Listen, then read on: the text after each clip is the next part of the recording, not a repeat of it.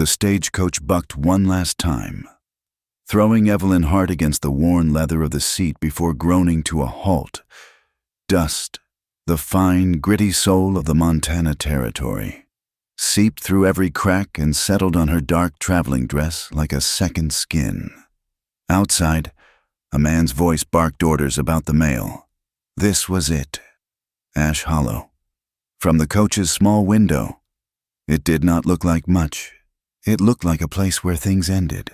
A raw, splintery collection of buildings huddled against the vast, empty promise of the plains. Evelyn gathered her things, her movements precise and careful, her valise, her satchel, and the two items that defined her journey: a heavy box camera in its protective leather case, and a long cardboard tube that held her maps. She stepped down into the street, and the wind hit her. It was not a gentle breeze. It was a physical force, dry and relentless, smelling of sage and distance and something vaguely like salt. It whipped her bonnet strings against her cheek and tried to steal the breath from her lungs. In the distance, the Absaroka Mountains clawed at the pale blue sky, their peaks a dark, jagged line, like an old scar on the hide of the world. The town consisted of a single dusty street flanked by a hotel, a saloon whose doors flapped open and shut in the wind, a blacksmith's forge ringing with the rhythmic clang of a hammer, and a general store with a sagging porch. Men stopped what they were doing to watch her. Their stares were not welcoming. They were assessing, weighing her purpose for being here, a woman alone, with the kind of undisguised curiosity reserved for a stray animal or a coming storm. Evelyn lifted her chin, her grip tightening on the camera case. She was used to being an object of speculation. Her attention was drawn to a small knot of men gathered outside the general store. In the center of the group stood a native man, tall and straight as a lodgepole pine. He wore buckskins, and his long black hair was held back by a simple leather band. He was negotiating with the store owner, a pile of glossy beaver pelts at his feet. Three other men, their gun belts slung low on their hips, were circling him like coyotes. One of them, a stout man with a tin star pinned crookedly to his vest, was doing the talking. "I'm telling you, Red Kestrel," the man with the star said, his voice loud enough for the whole street to hear. "This here is town property. You want to trade? You pay the town tax, $1 a pelt." The Cheyenne warrior, Red Kestrel, did not raise his voice. His words were calm, but they carried on the wind. "There has never been a tax. Sheriff Boone, we have traded here for many seasons. New times, new rules." The sheriff sneered. One of his deputies, a lanky youth with a cruel smile, nudged the pile of pelts with the toe of his boot. "Besides, how do we know you trapped these on your own land? Looks like Devereaux's territory to me." Evelyn felt a familiar coil of anger tighten in her stomach. It was the casual, confident injustice of it that galled her. This was not about a tax. It was about humiliation. She saw the flicker of rage in Red Kestrel's eyes, the tightening of his jaw. He was a proud man being made small for sport. Without thinking, her hands moved to the clasps on her camera case. Her late husband, a man who had worn a uniform and spoken of honor, had often stood by while men like Boone enforced new rules. She would not. As she unlatched the case, another figure detached himself from the shadows of the blacksmith's forge. He moved with a quiet, fluid grace that was startling in this world of stomping boots and loud talk. He was tall, broader than the Cheyenne warrior, with sun-weathered skin and hair the color of dark whiskey. He wore practical, worn clothes, a mix of settler canvas and native leather. A heavy knife was sheathed at his belt, and his eyes, a startling clear gray, missed nothing. He walked not into the center of the confrontation, but to its edge, his presence shifting the balance of the scene instantly. Sheriff Boone's bluster faltered. "Talon, this ain't your concern." The man called Talon Gray did not look at the sheriff. His gaze was fixed on the deputy, whose boot was still resting on the pelts. "Move your foot," he said. The words were not a request. They were a statement of fact, like saying the sun would rise in the morning. The deputy flushed, looking to Boone for support. The sheriff puffed out his chest. Now you listen here. Gray. I'm the law in Ash Hollow. Talon's lips barely moved.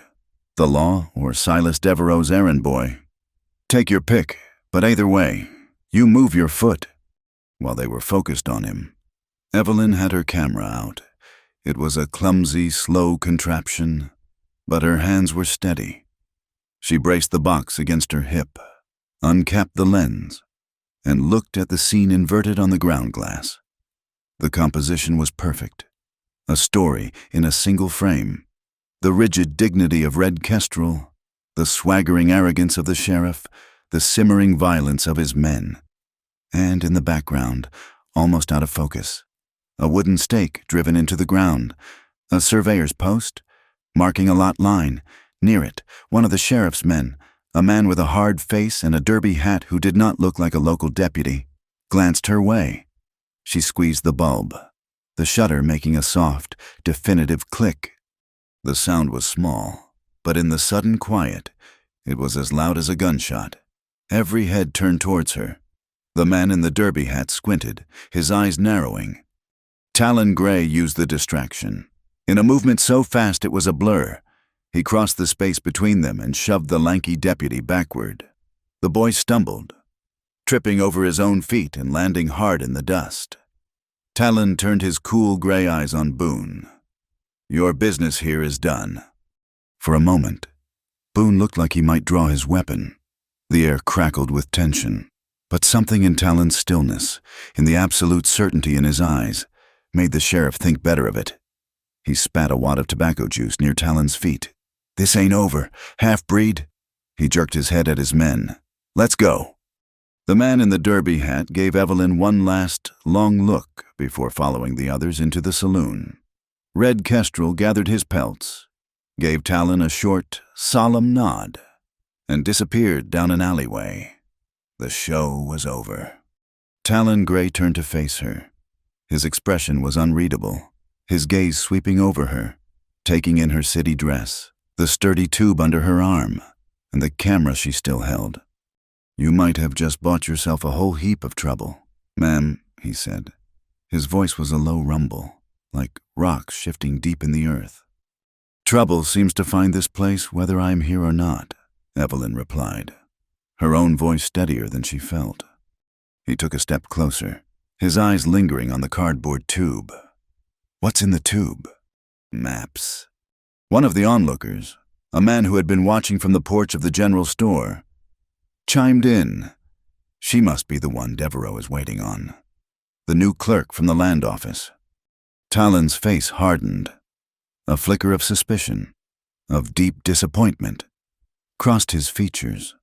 He looked from the tube to her camera, and a cold understanding dawned in his eyes. He thought she was one of them. Another piece in the game to carve up this land and sell it to the highest bidder, documenting it all with her newfangled machine. So you're here to draw the lines, he said, the words clipped and sharp. He gestured vaguely toward the mountains. Decide which stream gets fenced off, which valley gets a railroad track run through its heart. Evelyn bristled at the accusation. I am a teacher and a photographer. I am here to start a school. A school, he repeated, the words flat and devoid of belief. Funny place to build a school, right where a cattle baron is about to squeeze everyone else out. Your timing is peculiar. She felt a surge of frustration. How could she explain to this man, this wild, untamed product of the very landscape she was trying to capture, that her camera was not a weapon of conquest? That for her, it was the only way to tell the truth. But looking at his closed-off face, she knew it was pointless. To him, she was just another part of the encroaching world he so clearly despised, the world of fences and deeds and laws written by men like Silas Devereaux.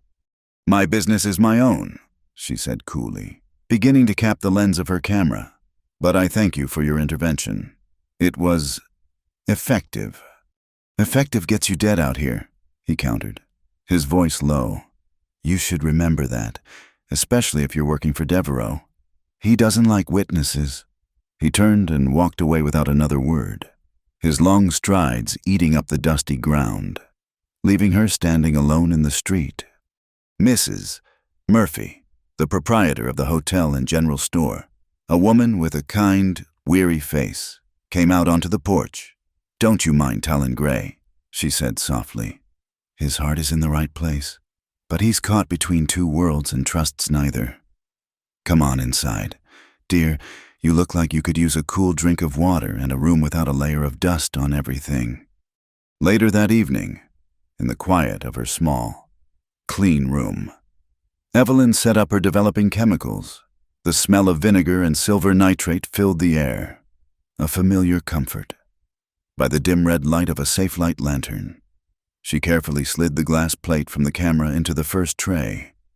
She rocked it gently, watching the image slowly materialize from the creamy emulsion.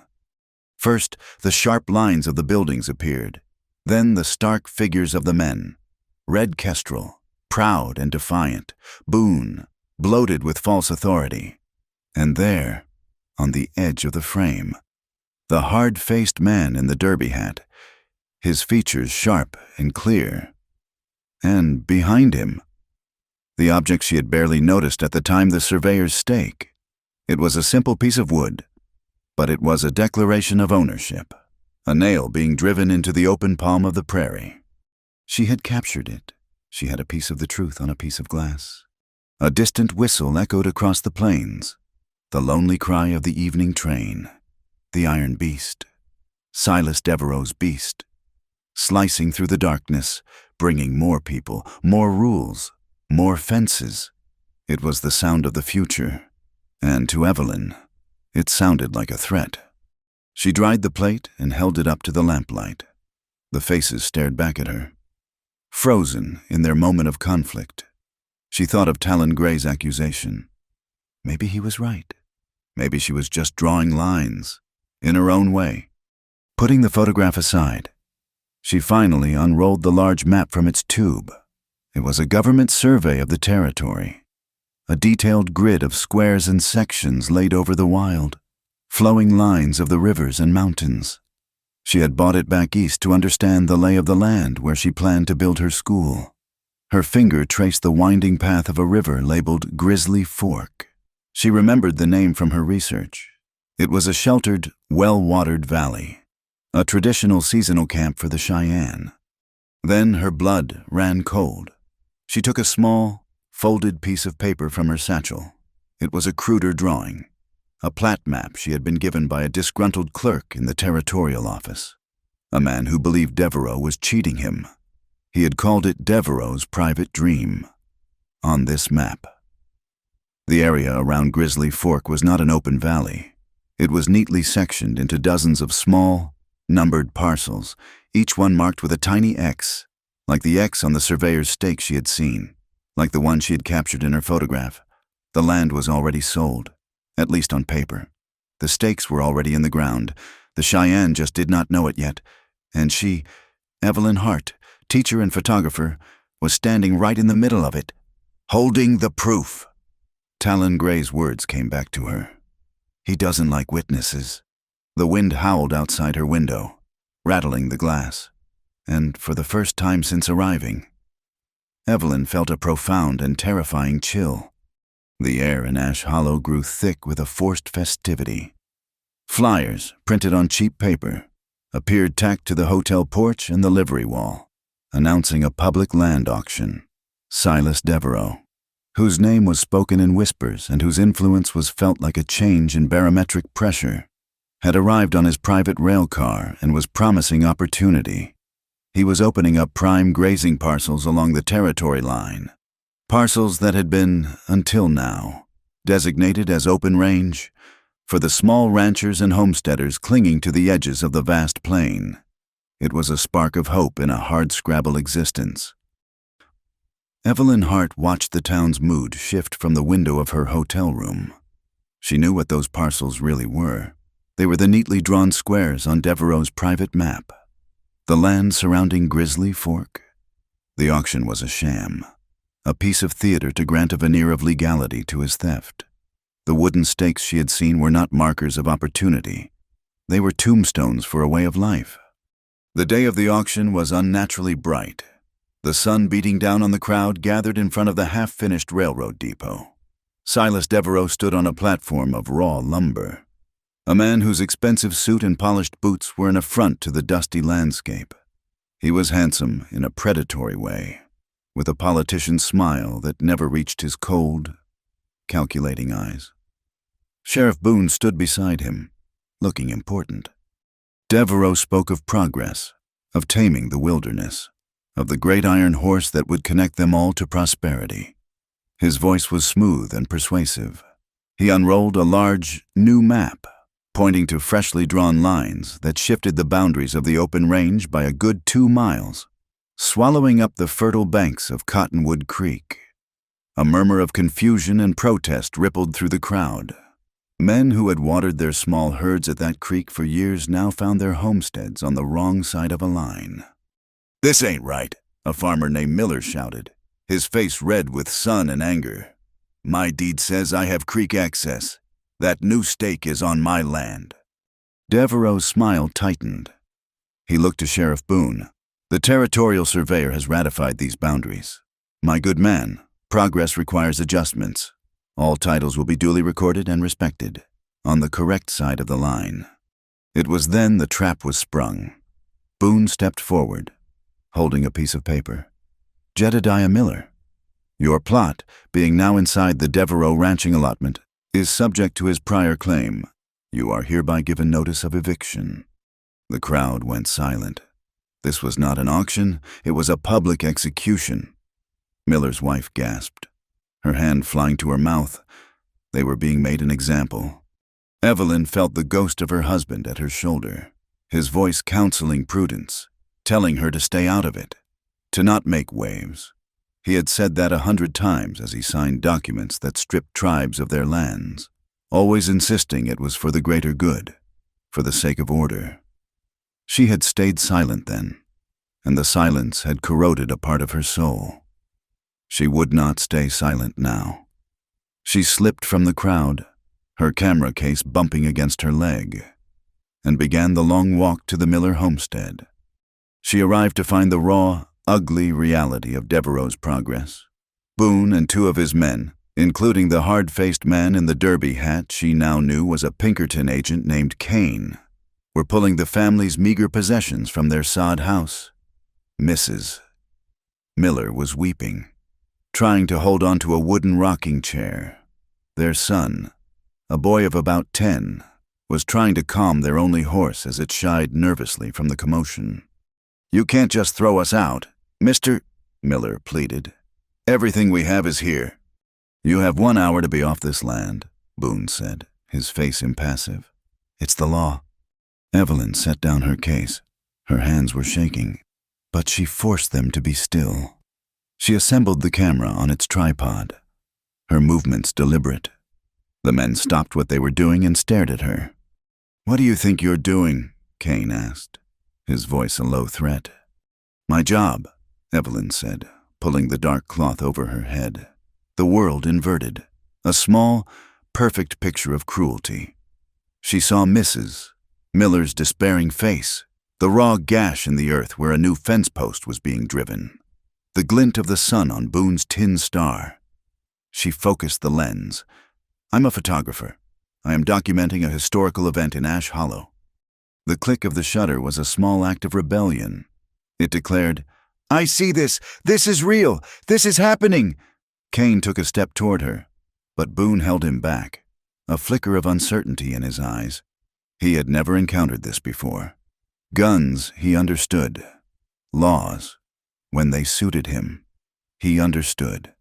But this silent, mechanical eye that captured and held the truth, this was something new and unsettling. Just then, the Miller boy lost his grip on the horse's reins. The animal, spooked by the shouting, reared up, its hooves lashing out. The boy cried out and fell, clutching his arm. In that same moment, Talon Gray appeared, seemingly from nowhere, moving from the line of cottonwoods along the stream. He did not go for the sheriff or his men. He went straight to the boy, scooping him up and carrying him to his mother. Talon's presence once again changed the air. He surveyed the scene, his gray eyes taking in the scattered furniture, the weeping woman, Evelyn and her camera. His gaze was hard, but it was filled with a weary resignation. He knew this was a fight that could not be won here. Not today. He walked over to Miller. "Get your wagon hitched." "Jedediah, I'll help you load what you can." Miller looked at him, his face a mask of defeat. "Where will we go?" "Talon, you'll come with me for now. We'll find you a place." He turned his gaze on Evelyn. "And you've taken your picture. You should go. This is no place for you." Evelyn ignored him. She took another plate, this time of Talon lifting a heavy trunk onto the miller's wagon, his face set in a grim mask of resolve. This was part of the story, too. The resistance, the small acts of community that held the world together when the law tried to tear it apart. They worked quickly, a small, desperate team against the setting sun. Talon moved with an efficient strength, loading the wagon with the essentials of a life bedding, tools, a crate of preserves. As they worked, Red Kestrel emerged from the trees, followed by a young woman with the same high cheekbones and serious eyes. She moved to the injured boy, her touch gentle. This was his sister, Naya. She examined the boy's arm, her fingers probing with an expert touch. "It is not broken," she said in a soft, clear voice. "But it will swell badly." She produced a small leather pouch from her belt, taking out a poultice of crushed leaves and binding it to the boy's arm with a strip of clean cloth. Red Kestrel watched the last of the miller's belongings being loaded onto the wagon. He looked at the new wooden stakes that marched across the land, severing the homestead from the life-giving water of the stream. "They take the water, they take the life," he said to Talon, his voice low and heavy. "If they take Grizzly Fork, they break the path of the bison. They steal the grass where the sacred horses run. It is a wound that will not heal." Talon nodded, his eyes on Evelyn. He saw the glass plate she was carefully packing away. He feared this white woman and her machine. He feared the trouble she was bringing. A kind of trouble that could not be settled with a knife or a gun. It was the trouble of the outside world, of courts and papers, and it always seemed to end with his people losing. That night, a deep quiet fell over Ash Hollow. The miller's sod house stood empty under the moon, a dark wound on the prairie. Evelyn was in her room, cleaning her equipment, when a soft knock came at the door. It was Mrs. Murphy, her face etched with worry. "A word of advice, dear," the older woman whispered, slipping inside. "Be careful what you leave lying about. The walls in this town have eyes." Evelyn thanked her, a knot of unease tightening in her chest. She had a feeling the warning came too late. After Mrs. Murphy left, she checked the wooden box where she kept her exposed plates. They were all there, or so it seemed. In her exhaustion, she did not notice that one was missing.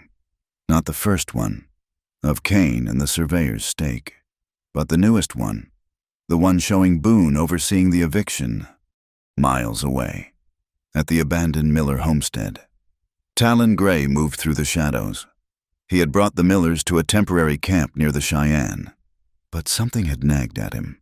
He had returned to search the ground, his senses on high alert. He found the tracks of Boone's men, the scuffed dirt where the wagon had been loaded, and then he saw it. Another set of prints, slightly apart from the others. He knelt, tracing the outline in the moonlight. The boot was a standard make, but the heel was distinctive, worn down on the outside edge in a way he knew. It was a walk he had known for years, the walk of a man who carried a weight on one side of his body, a man he had once called friend, a man who had betrayed him for a pouch of gold years ago on a trapping expedition. The print belonged to Luther Pike. A cold dread settled in Talon's gut. If Luther was working for Devereaux, then the fight for Grizzly Fork was going to be far more dangerous and far more personal. than he had ever imagined. The news of the stolen photographic plate settled like a shroud over Evelyn's determination. It was no longer a matter of simply documenting injustice. She was now part of the crime, a witness they intended to silence. When Talon Gray and Red Kestrel appeared at the back door of the hotel kitchen before dawn, their faces grim in the flickering lamplight. She knew the time for observation was over. "Devereaux will move faster than we thought," Talon said, his voice a low murmur that did not carry past the three of them. "The auction was a distraction. His men are likely already on their way to Grizzly Fork to enforce his claim. We have to warn the camp." Red Kestrel nodded, his gaze fixed on some distant point beyond the kitchen wall. The council must be told. They must decide whether to fight or to move before the Iron Horse traps them. "I'm coming with you," Evelyn stated. It was not a question. She had the surveyor's map and the remaining photographs packed in a waterproof oilskin pouch. They were her testimony. Talon turned his gray eyes on her, a familiar flicker of doubt in their depths. "This is not a ride to the county fair, ma'am. We'll be moving fast, across the Badlands. It's hard country." "I am aware," she said, her chin lifting, "but the evidence I have is useless here in my room. That map, the photograph of Kane and that surveyor's stake. It proves Devereaux's men were marking out that land before any public auction. It proves the whole thing was a lie. I will not sit here and wait for them to come take the rest of it, or worse." Red Kestrel looked from her to Talon, a thoughtful expression on his face. "Her words have weight," he said. "Her machine captures a truth that is hard to deny. Let her come. Her courage has earned her a place." Talon gave a short, reluctant nod. He could not argue with the Cheyenne warrior, and he could not deny the resolve in Evelyn's eyes. He saw her not as a liability, but as a different kind of weapon, one whose power he did not fully understand but was beginning to respect. They left under the cover of a moonless sky. 3 shadows slipping out of town and into the vast, breathing darkness of the plains. The ride began easily enough, across rolling grasslands that were soft and forgiving under the horses' hooves. But as the sun rose, the landscape began to change. The green and gold prairie gave way to a stark, alien world of eroded rock and pale, cracked earth. They had entered the Badlands. The land was broken and hostile. Strange spires of rock, striped with layers of red and gray, reached for the sky like the bones of ancient beasts. The ground was a maze of dry gullies and steep, crumbling slopes. The heat was a physical presence, bouncing off the pale clay and baking the air until it shimmered. The silence was absolute, broken only by the plodding of the horses and the creak of saddle leather. Evelyn's respect for her companions grew with every passing mile. They moved through the treacherous terrain with an inborn certainty, reading the subtle shifts in the land as if it were a written page. They never hesitated, their path weaving through the labyrinth of canyons and ridges with an efficiency that felt like magic.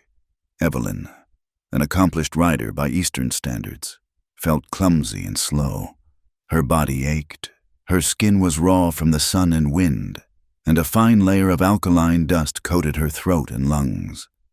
Late in the afternoon, Talon reined in his horse, his gaze fixed on the western horizon. "The wind is changing," he said. Evelyn could feel it. The hot, steady breeze had died, and the air had become still and heavy. The sky, which had been a brilliant, cloudless blue, now had a strange yellow haze along its edge. Red Kestrel's horse shifted nervously beneath him. "A storm comes," he said, his voice low. "Not rain," Talon corrected. His eyes narrowed. "Dust." He scanned the landscape, his gaze sweeping over the rock formations. "We need shelter, now." He urged his horse forward, breaking into a canter. Evelyn and Red Kestrel followed, their animals sensing the urgency. The yellow haze on the horizon was growing, swelling into a monstrous, churning wall of brown that seemed to devour the sky. A low moan came from the distance, a sound that grew steadily into a deep, guttural roar. Talon led them toward a jagged outcropping of rock. dismounting and pulling his horse into a narrow fissure at its base. "In here," he yelled over the rising shriek of the wind. "Tie the horses deep inside." Evelyn slid from her saddle, her legs trembling with fatigue. The first blast of the storm hit them, a physical blow of sand and grit that stung her skin and stole the air from her lungs. She stumbled, blinded, but Talon's hand shot out and grabbed her arm, pulling her into the relative calm of the rock alcove. Red Kestrel followed, forcing the last of the frightened horses into the narrow space. The world outside disappeared. The sky turned a sickening dark ochre. The roar of the wind was deafening, a constant high-pitched scream punctuated by the sharp crack of rocks being torn from the cliffs. Sand poured in through the entrance to their shelter, piling up in drifts. The temperature dropped, and the air grew thick and hard to breathe. Evelyn pressed herself against the cold stone wall, the fine dust gritting between her teeth. They were trapped, buried alive in the heart of the storm. Time lost its meaning. They sat in the dim, swirling twilight of the cave, the roar of the wind a constant companion. After what felt like hours, Talon managed to build a small fire in a hollow of the rock, using a handful of dry roots he had carried in his saddlebag. The tiny flame was a defiant spark of life against the overwhelming power of the storm. It pushed back the darkness and offered a fragile warmth. Its light danced on their faces, casting long, flickering shadows. Red Kestrel sat in a state of quiet meditation, his face calm and unreadable. Evelyn huddled near the flames, trying to rub some feeling back into her numb fingers. She watched Talon, who was checking the knot on a rein, his movements economical and sure even in the cramped space. The suspicion she had first seen in his eyes was gone, replaced by a quiet, watchful concern. "My husband," Evelyn said, her voice sounding small against the wind. He would have called this an act of God, a sign of nature's terrible and impartial power. Talon looked up, his gray eyes catching the firelight. "My mother would have said the land is speaking." We were not listening, so it decided to shout. He paused, his hands stilling. "She taught me how to read the sky, how to listen to what the wind says when it is only a whisper, so you do not have to hear it when it screams." The shared danger had created a space for honesty. The storm had stripped away everything but the essential. "Why do you carry that box everywhere?" he asked, his voice softer now. "It is a heavy burden in this country." Evelyn looked at the leather case protecting her camera. "Because I have to," she said. "My husband was an army officer, a good man, I believe. He followed orders. He believed in progress, in bringing order to the wilderness. He signed the papers that moved tribes onto reservations, that cleared the way for the railroad. He told himself it was for the best, that the law was the law. And I stood by him, and I said nothing." Her voice trembled slightly, but she pushed on. "When he died, all I had left was his honor and his silence. I realized my silence was a kind of lie. This camera, it is my voice. It is the only way I know how to tell the truth without apology. It does not argue or persuade. It simply says, this is what happened. This is what I saw. It is not a burden. Mr. Gray, it is my purpose." Talon held her gaze for a long moment, a new understanding dawning in his eyes. He saw the strength beneath her refined exterior, the steel of a conviction forged in grief and regret. "My father was a trapper," he said, his own voice dropping low as he stared into the fire.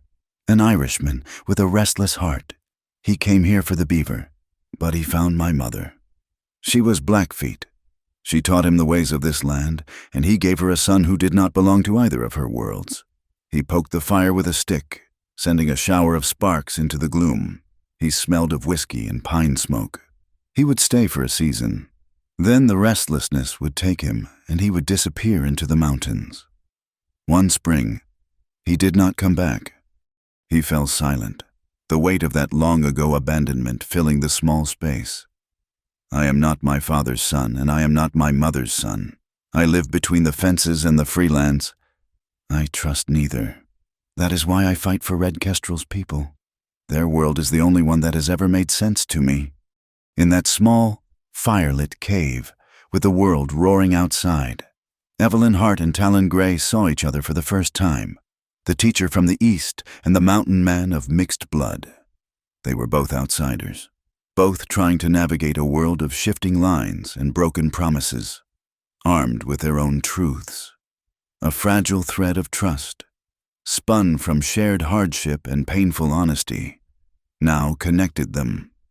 The storm raged for a full day before its fury began to subside. The roar softened to a moan, then a whisper, until at last there was only a profound silence. When they finally emerged, the world was remade. The air was clean and sharp, and every surface was coated in a smooth, soft layer of dust, softening the harsh edges of the rock.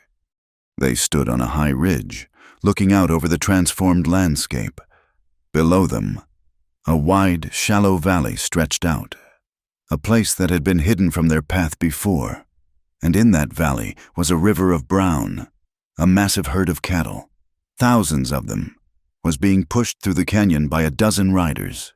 They were too far away to see the men's faces, but as the sun caught the flank of a steer, Talon stiffened. The brand was a simple, stark S&D intertwined. Devereaux's herd. "Look where they are," Red Kestrel said, his voice tight with anger. "That is the Forbidden Canyon. It leads to the headwaters of Bitterroot Creek. No herds are allowed there. The treaty says so. It protects the water for all the homesteads downstream, and for the wild herds." Evelyn stared, her heart sinking. It was all true. The maps, the eviction, the stolen land. It was all part of a single, monstrous plan. Devereaux was not just claiming the land. He was systematically seizing the water, strangling the life from the entire valley to feed his own insatiable greed. The lowing of the distant cattle echoed in the clean, still air, the sound of a slow and brutal conquest. The sight of Devereaux's cattle poisoning the forbidden headwaters burned in Evelyn's mind, a more permanent image than any she could capture on glass. Returning to Ash Hollow was like entering a different world, one of false fronts and quiet lies. The townspeople went about their business, but there was a new tension in the air, a wariness in their eyes. The battle for this land was being fought not with guns, but with whispers, rumors, and the slow, relentless scratching of a pen in a ledger book. They gathered in the livery stable, the familiar scent of hay and horses a strange comfort in the face of their dangerous purpose. The dust storm had forged a bond between them, a silent understanding that transcended their different worlds. "A photograph of cattle is not enough," Evelyn said, her voice low but firm as she unpacked her oilskin pouch. "A good lawyer would say the herd simply strayed. We need to prove intent. We need to prove the conspiracy." Talon leaned against a stall, cleaning a patch of dust from his rifle with a slow, deliberate motion. "The conspiracy is in the town's ledger, in the land office. That is where the money changes hands." "The office is locked at night," Red Kestrel observed, his gaze sharp, and watched. "It is the only way," Evelyn insisted, her mind racing.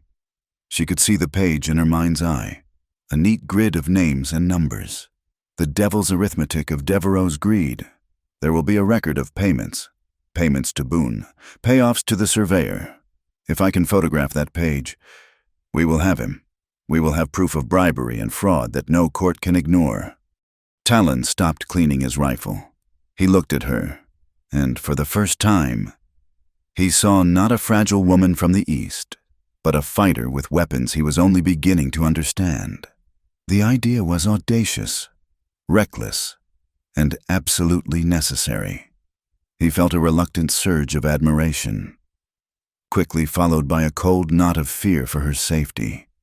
"You cannot simply walk in," he said. "Kane, the Pinkerton, often stays late, going over the books with the clerk."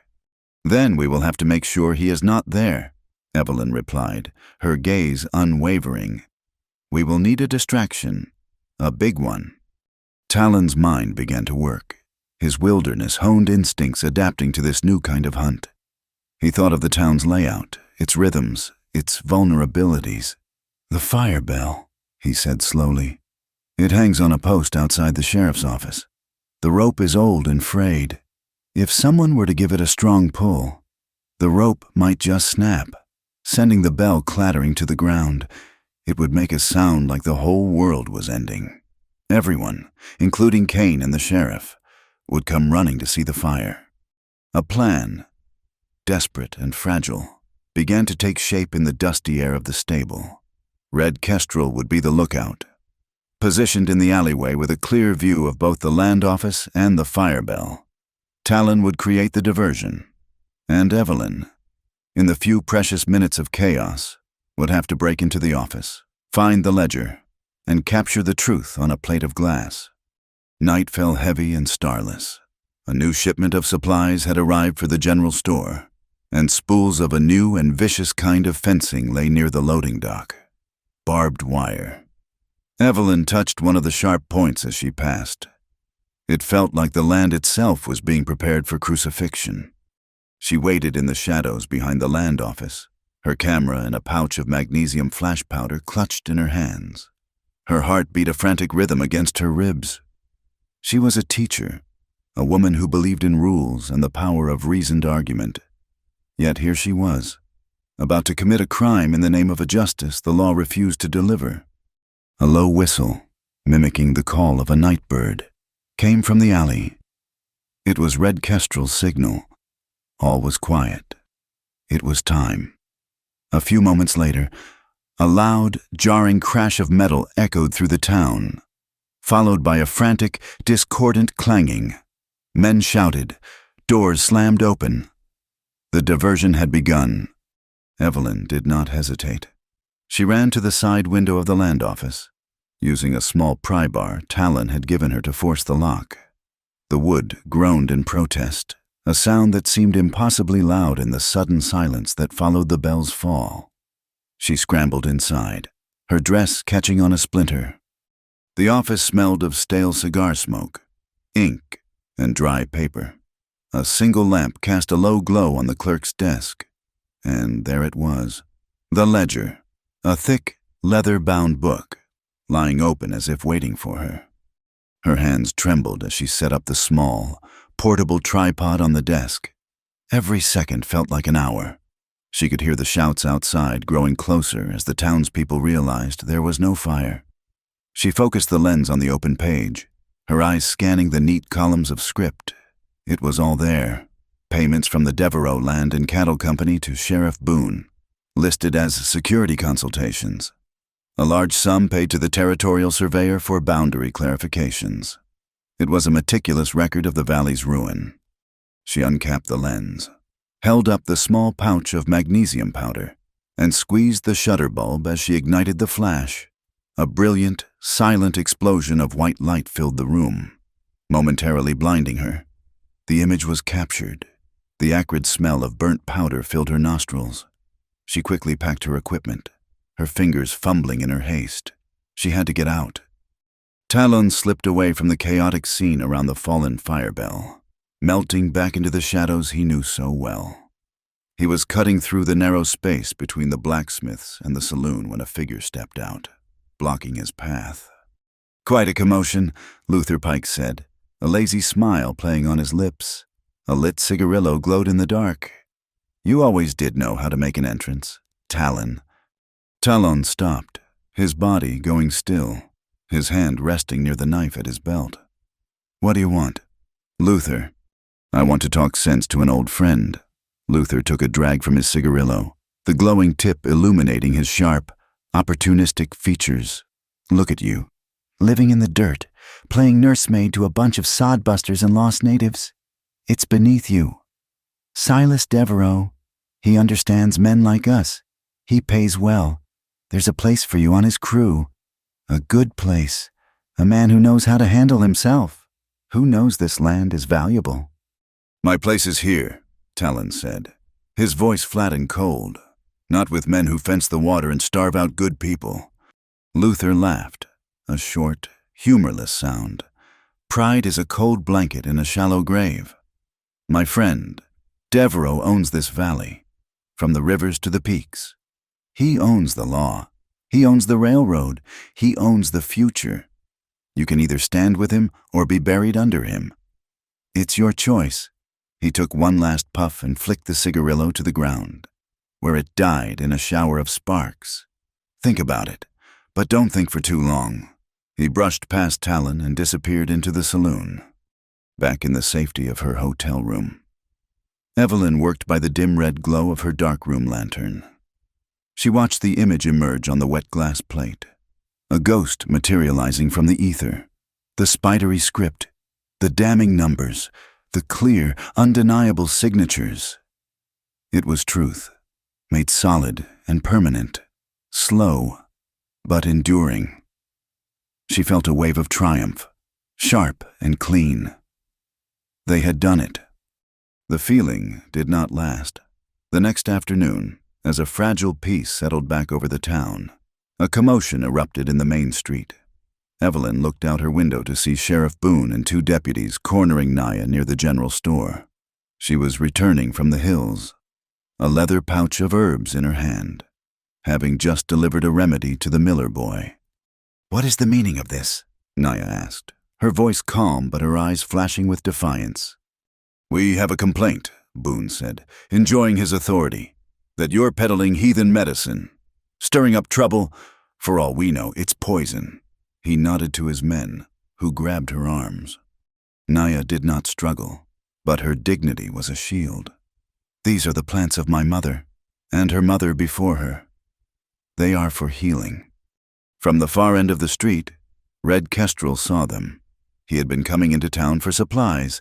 He stopped, and the easy, fluid grace of his walk vanished, replaced by a terrible stillness. He watched as they put manacles on his sister's wrists, the metal a brutal scar against her skin. He began to walk toward them, not quickly, but with a purpose that made the dust itself seem to shy away from his boots. He stopped a few feet from the sheriff. His face was a mask of stone, but his eyes were black fire. "You will release her," he said. The words were not loud, but they cut through the air, silencing the whispers of the onlookers. "Now," Boone sneered, his hand dropping to his pistol. "She's under arrest, Kestrel. You interfere, and you'll be in the cell right next to her." Red Kestrel looked from Boone's smug face to his sister's proud, unbowed expression. He knew this was Devereaux's hand at work, a move to provoke him, to crush their spirit. He looked at the bars on the jailhouse window. A cold, lethal calm settled over him. "For every night she spends in your cage," he said, his voice dropping to a near whisper that was more menacing than any shout. "A debt will be owed." He met Boone's eyes, and the sheriff felt an involuntary chill. "And I will collect it, in blood." Red Kestrel's threat hung in the air of Ash Hollow, colder and more potent than the coming winter. Naya sat in the town's squalid jail cell, a silent, dignified rebuke to the men who had put her there. The Cheyenne camp, now just a few miles from town, was a coil of barely suppressed fury. The homesteaders and small ranchers watched, their loyalties divided, their fear a palpable thing.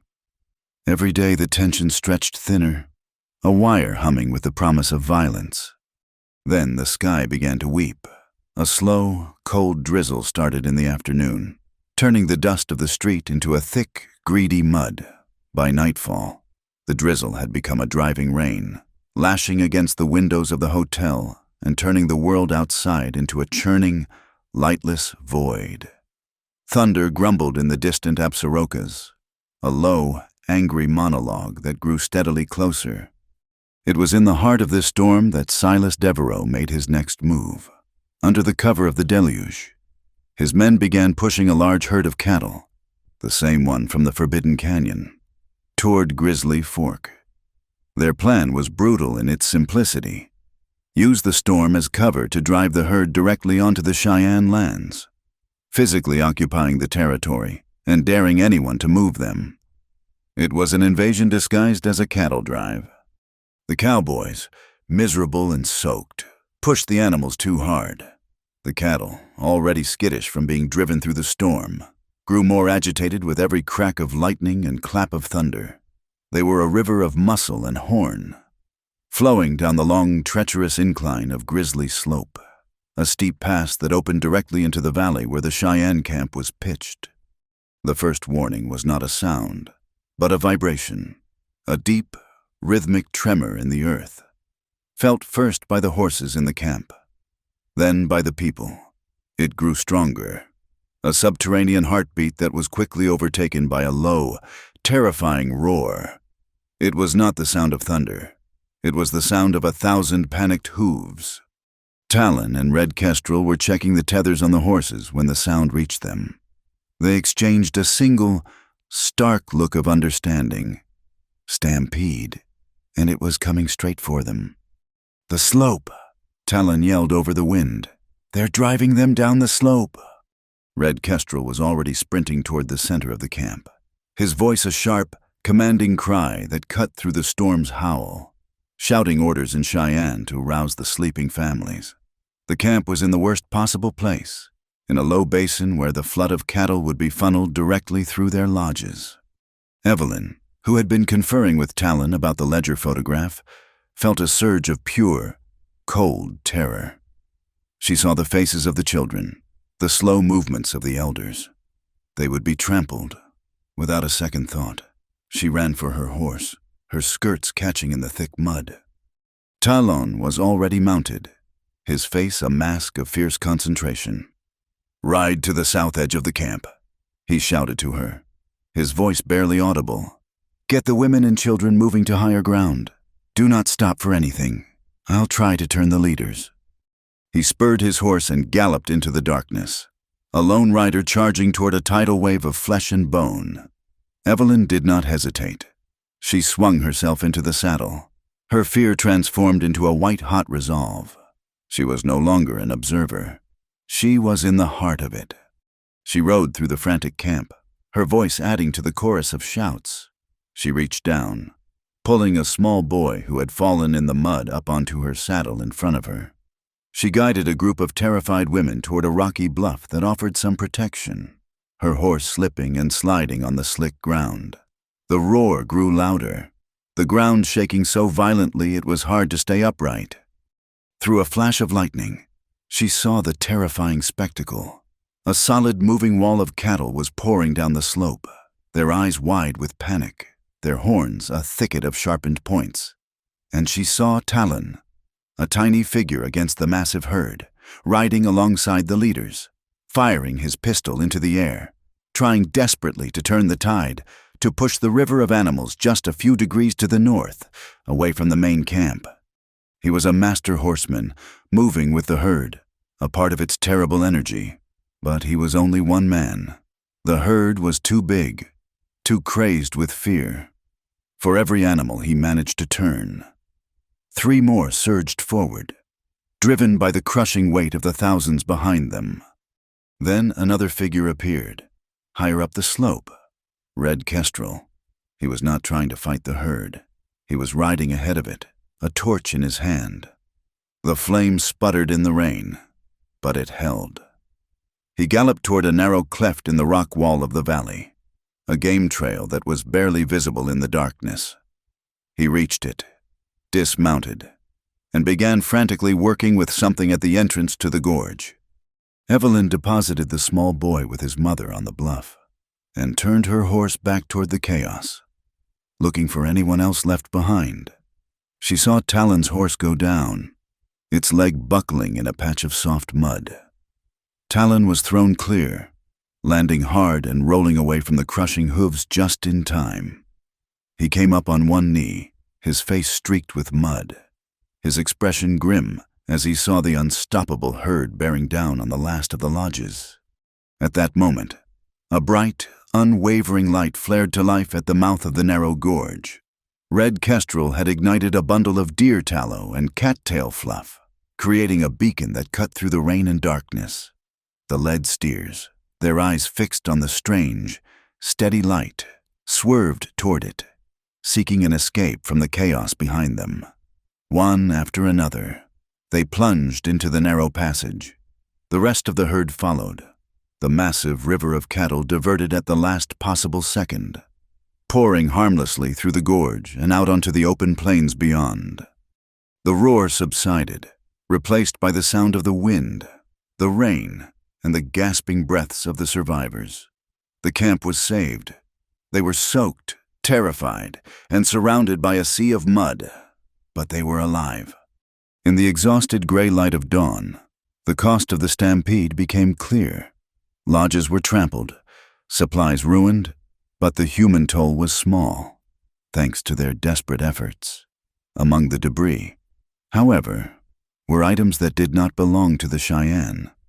A saddle, its cinch broken, and several leather saddlebags, one of which bore the initials of the land office clerk.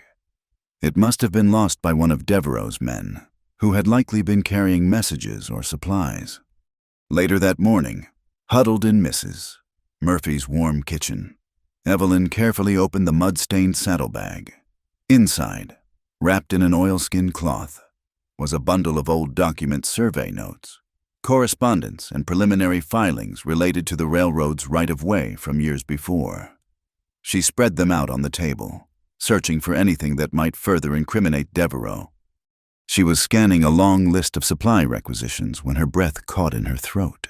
The handwriting was as familiar to her as her own. Elegant, precise, with a distinctive loop on the capital H. It was her husband's, Captain James Hart. Her fingers traced his name, written in his own hand. On a half-dozen pages, he had been the lead survey officer for this section of the territory. Her hands shaking, she picked up a folded document. A memorandum of understanding dated 2 years before his death. It was an agreement between the United States Army Survey Team and local contractors. It granted the Devereaux Land and Cattle Company provisional access to certain lands and waterways for the purpose of providing logistical support to the survey teams. The language was vague, full of legal phrases that meant nothing and everything all at once. And at the bottom, 2 signatures. One was a scrawl belonging to a foreman for Devereaux. The other, clear and confident, was her husband's. The paper felt like a burning coal in her hand. This was the beginning. This piece of paper, signed by her honorable, law-abiding husband, was the first crack in the dam. It had given Devereaux his first legal foothold, a claim he had twisted and expanded over the years into an instrument of conquest. Her quest for truth, her righteous anger. It all felt like a sham. She was not an avenging angel of justice. She was the inheritor of a poisoned legacy, cleaning up the mess a man she had loved had helped to create. The weight of it settled on her, a grief heavier than any she had yet known. As she sat there, staring at the ghost of her husband's signature, the sound of a stagecoach arriving through the mud broke her reverie. A short while later, Mrs. Murphy came into the kitchen, her face a mixture of excitement and concern. "Evelyn, you will not believe it," she whispered. "Judge Mallory is here, the circuit judge. His carriage broke a wheel a few miles out, and he's staying here until it's fixed. He's in the dining room right now." A wild surge of hope shot through Evelyn, momentarily eclipsing her grief. A judge, a real, impartial arm of the law. She gathered the ledger photograph and the terrible memorandum. This was her chance. A chance to expose Devereaux. A chance, perhaps, to redeem the name on that page. She walked out of the kitchen and toward the dining room, her purpose clear, but as she reached the doorway, another figure entered the hotel from the street. It was Kane, the Pinkerton agent. He was not muddy or disheveled. He was calm, dry, and he held a folded piece of paper in his hand. He walked past her and stopped in the middle of the room, his cold eyes finding Red Kestrel, who had just come in to speak with Talon. "Red Kestrel," Kane said, his voice loud and clear, carrying to every corner of the room, including the table where the gray-haired Judge Mallory was sitting.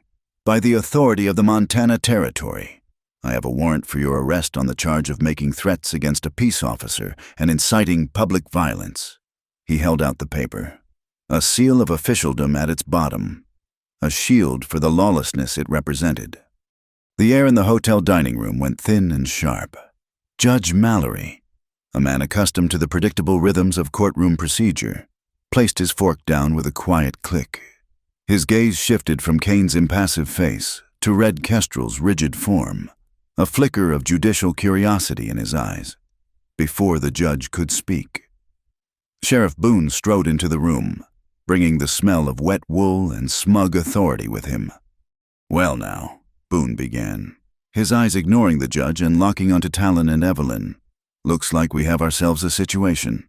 He gestured vaguely toward the jailhouse across the street, where a single lamp burned in the window. "My guest is getting restless, and her brother here seems prone to making threats." Talon stepped forward, placing himself slightly in front of Red Kestrel. "This warrant is a fraud, Boone, and you know it." "The warrant is legal and proper," Kane stated flatly, his voice devoid of emotion. Boone held up a fleshy hand, a magnanimous smile spreading across his face. "Now? There's no need for things to get ugly. I'm a reasonable man. We can make this whole unfortunate business disappear." He looked directly at Evelyn, his eyes gleaming with a greasy confidence. "I happen to know you came into possession of a certain piece of property, a little glass plate, an unfortunate photograph taken in a moment of misunderstanding. You give me that plate, and any others you might have made, and I'm sure I can be persuaded to drop all charges against the Indian, and his sister will be free to go." The offer landed in the room with a sickening thud. It was a crude, brazen piece of blackmail, delivered in front of a circuit judge. Evelyn felt a wave of nausea. This was Devereaux's power, the power to twist the law into a bludgeon and swing it in broad daylight. Judge Mallory cleared his throat. "Sheriff," he said, his voice a dry rasp of authority, "are you suggesting you would bargain with the liberty of a prisoner in exchange for the suppression of evidence in a potential civil matter?" "I'm suggesting a simple way to keep the peace." "Judge," Boone said smoothly, not missing a beat, "this is a tense town. Things could get out of hand. I'm just trying to pour a little oil on troubled waters." Talon's voice was dangerously quiet. "You're trying to bury your crimes, and you're using an innocent woman as a shovel." The confrontation was a deadlock. In the tense quiet that followed, they retreated to the livery stable, the only place where they could speak without being overheard. The air was thick with the scent of damp hay and the fury of their predicament. Red Kestrel paced the earthen floor, his movements like those of a caged panther. "I will not have my sister traded like a pelt," he said, his voice a low growl. "This is our fight. I will bring our warriors. We will tear down that jailhouse stick by stick." "And what happens then?" Talon countered, his voice sharp with a desperate pragmatism. "Boone will call it an uprising. He'll have the cavalry here in a week. They will not ask who was right or wrong. They will see an Indian war, and they will finish it. We will lose everything, and Naya will still be their prisoner, or worse." Evelyn clutched the oilskin pouch that held the glass plates, the weight of her husband's signature, and the future of the valley. "The law," she said, her voice thin but resolute. "We have the proof. We have to trust the law. We have to show it to Judge Mallory. By the time Mallory convenes a court, Devereaux will own this land and Naya will be gone," Talon said, his face etched with frustration.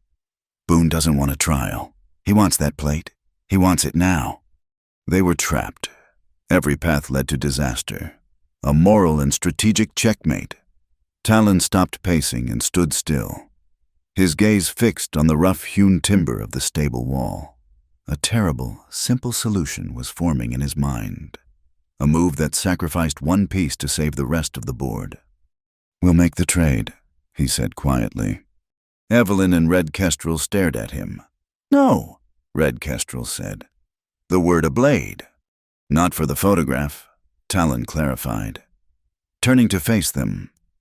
His gray eyes were dark with a grim purpose. "We trade for Naya. But we don't give them what they want. We give them a different target. We give them me. What are you talking about? Evelyn asked, her heart beginning to pound. Boone wants to stop this. He wants to cut the head off the snake. To him. That's you, Kestrel. But he's afraid of starting a war with your people. But me. He gave a short, bitter laugh. I'm nobody. I'm not white. I'm not Indian. I have no tribe to avenge me. I have no family to raise a fuss. I am expendable. I will offer myself in exchange for Naya. Tell them I was the one who put you up to everything. They will take me. And while they have me, you, he looked at Evelyn, will get the real evidence to the judge. It was a desperate gambit, a suicidal act of loyalty. Evelyn felt a protest rise in her throat, but she could not speak. Before she could find her voice, the plan was in motion. The meeting was set for the Cottonwood Bridge at dusk. The structure was a simple, wooden span over a creek still swollen and brown from the recent rains. The sky was the color of a fresh bruise, and a cold wind whipped down from the high country. Boone and 2 deputies stood on the far side of the bridge, with Naya between them. She stood tall, her face impassive, her eyes fixed on her brother, who waited with Evelyn on the near bank. Talon walked out onto the bridge alone. His steps were steady, his hands empty and open at his sides. He stopped in the center, a solitary figure between 2 warring worlds. "Let her go!" "Boone!" Talon called out, his voice carrying over the rushing water. "She has done nothing. You want the man who has been advising Red Kestrel, the one who planned the break-in at the land office. That's me. Take me, and let her walk." Boone squinted, a look of cunning suspicion on his face. This was not the deal he had offered, but it was a tempting one. To have Talon gray in irons would be a victory in itself. "How do I know this isn't a trick?" "It's no trick," Talon said. "Let her cross. Once she is safe, I'll walk over to you. You have my word." A rifle shot cracked through the evening air. It came not from the sheriff's men, but from a rocky bluff overlooking the creek. Talon grunted and staggered back a step, a dark stain blossoming on his shoulder. It was not a fatal wound, but it was enough. Boone's men, startled and edgy, reacted instantly. They saw a man who had just been shot, staggering toward them. One of the deputies panicked and fired his pistol. The bullet went wide, splintering the wooden railing of the bridge. "He's resisting," Boone yelled, seizing the opportunity. "He's armed." It was a lie, a carefully orchestrated piece of theater. From his hidden perch, Luther Pike chambered another round, his face grim. He had fulfilled his contract. Chaos erupted. Red Kestrel let out a roar of rage and started for the bridge. But another shot from Luther's rifle kicked up a spray of mud at his feet, forcing him back. The second shot, however, was not as well aimed. The bullet ricocheted off a rock and screamed through the air, grazing Red Kestrel's side. He cried out, more in surprise than in pain, and stumbled back against a tree, his hand coming away from his buckskin shirt slick with blood. Evelyn's mind went unnaturally calm.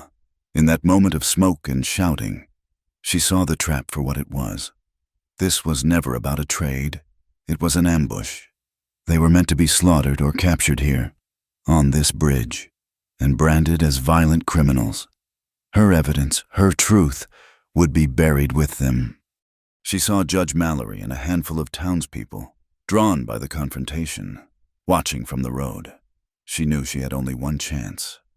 While Boone and his men were focused on the bridge, Evelyn ran. She did not run away. She ran toward the judge.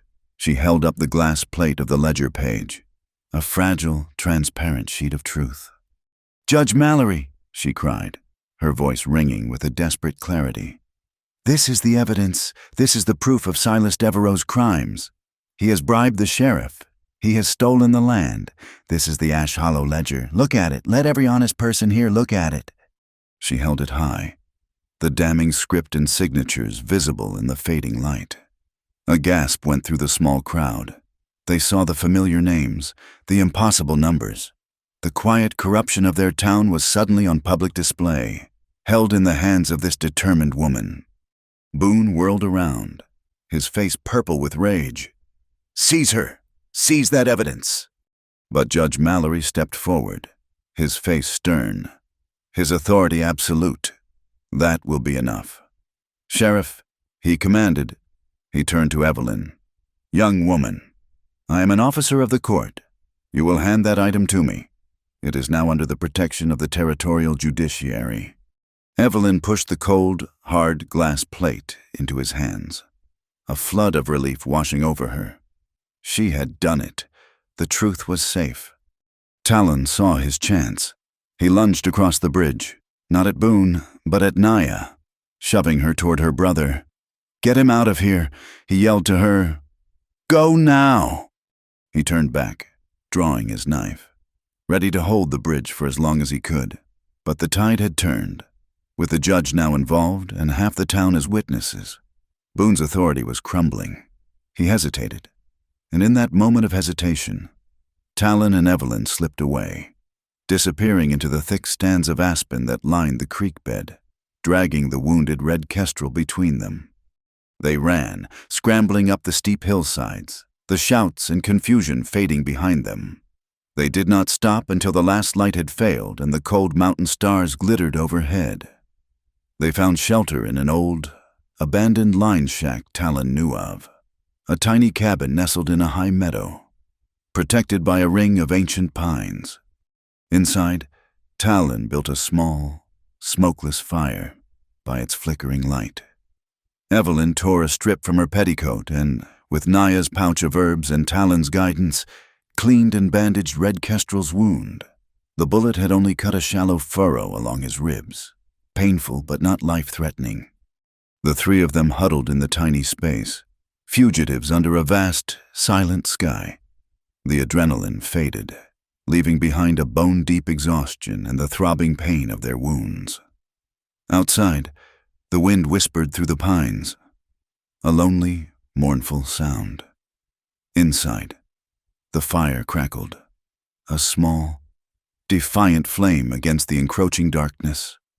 Trapped together, wounded and on the run, a new and dangerous warmth began to kindle between Talon and Evelyn, a quiet intimacy born of shared battle and desperate flight. The silence in the high meadow was a living thing. It was made of the vast, cold space between the stars, the whisper of wind through the lodgepole pines, and the crackle of the small fire in the cabin's hearth. Outside, a universe of darkness. Inside, a tiny, fragile pocket of warmth and flickering light. Red Kestrel slept, his breathing deep and even. His body finally surrendered to the healing power of exhaustion and Naya's herbs. Evelyn watched the flames, her mind replaying the chaos on the bridge, the feel of the glass plate in her hand, the stern, surprising face of Judge Mallory. They had won a small victory, a temporary reprieve, but they had paid for it. They were fugitives now, their faces known, their options dwindling to nothing. She looked over at Talon. He was sitting propped against the rough log wall, his rifle across his lap, his gaze fixed on the single shuttered window as if he could see through the wood and into the miles of darkness that surrounded them. He had been still for a long time, too still. Then she saw it, a tremor that ran through his broad shoulders. At first, she thought it was just a shiver from the cold. The mountain air was thin and sharp, and the cabin offered little more than a windbreak. But the tremor came again, a violent, uncontrolled shudder that made his teeth click together. "Talon," she said softly. He did not turn his head. "I'm fine," he said, but his voice was tight, strained. The words were a lie, and they both knew it. She moved closer, her knees sinking into the soft furs piled on the floor. In the firelight, she could see a sheen of sweat on his forehead, yet his skin looked pale and cool. She reached out and touched his arm. The buckskin of his sleeve was damp, and beneath it, his muscles were rigid as stone. He was fighting it, fighting his own body. "Your shoulder," she said, her voice a mix of accusation and concern. "The shot on the bridge. You never let me look at it." "It's a scratch," he rasped, another shudder racking his frame. "A scratch is not making you shake like a leaf in a gale," she countered, her tone becoming firm. "Take off your shirt, now." He finally turned to look at her, and his gray eyes, usually so clear and sharp, were clouded with pain and the first haze of fever. He saw the resolve in her face, the unwavering command, and after a moment of silent protest, he relented. With slow, pained movements, he unlaced his leather shirt and shrugged it off. The wound was worse than a scratch. The bullet had torn a ragged furrow through the muscle of his shoulder, and the edges of the wound were red and angry. He had tended to red kestrel with a single-minded focus, completely ignoring his own injury. It was just like him, she thought with a pang of frustrated affection, to care for everyone but himself. "Stay here," she commanded, getting to her feet. She rummaged through the small pouch Naya had given Red Kestrel. Inside were bundles of dried leaves and roots. She found what she was looking for, a packet of willow bark for fever and a poultice of yarrow to clean the wound. She heated water in a small tin cup by the fire, her movements swift and sure. The helplessness she had felt for so long was replaced by a clear and simple purpose. He needed her. She knelt beside him again, this time with the warm water and a clean strip of her petticoat. She began to clean the wound, her touch as gentle as she could make it. He flinched when she first touched the hot skin, a sharp intake of breath. But he did not pull away. He sat rigid, his jaw clenched, enduring her care with the same stoic silence with which he endured everything else. "You are a fool, Talon Gray," she murmured, her voice soft as she worked. "A stubborn, reckless fool to let this go so long." He did not answer. He just watched her face in the firelight, her brow furrowed in concentration, her hands, which he had only ever seen holding a camera or a map, now working with a steady, healing grace. She finished cleaning the wound and applied the poultice, binding it tightly with another strip of cloth. But the shivering did not stop. It was deeper now, a core cold that no bandage could touch. The fever was taking hold. "Lie down," she said. "You need to get warm." He obeyed without argument, his strength clearly failing. He lay on the thickest of the buffalo hides, and she covered him with another, tucking the heavy fur around his shaking form. Still, the shudders continued, a violent rhythmic quaking that seemed to shake the very floorboards of the small cabin. Evelyn watched him, a knot of fear tightening in her stomach. She knew about fevers. She had seen them take strong men, sweating and freezing them until their life simply gave out.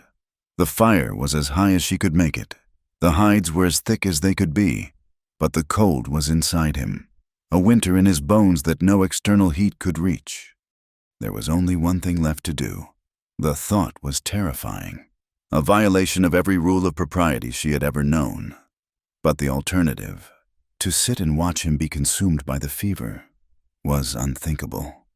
She took a deep breath, the cold air stinging her lungs. Then, with a resolve that felt both foreign and completely natural, she lay down on the furs beside him. She pulled the heavy top hide over both of them, creating a small, dark cocoon of shared space. She pressed her body against his, trying to impart her own warmth into his cold, quaking frame.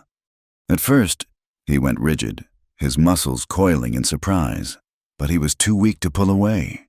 She could feel the violent shivering through the thin fabric of her dress, the heat radiating from his skin even as he shook with cold.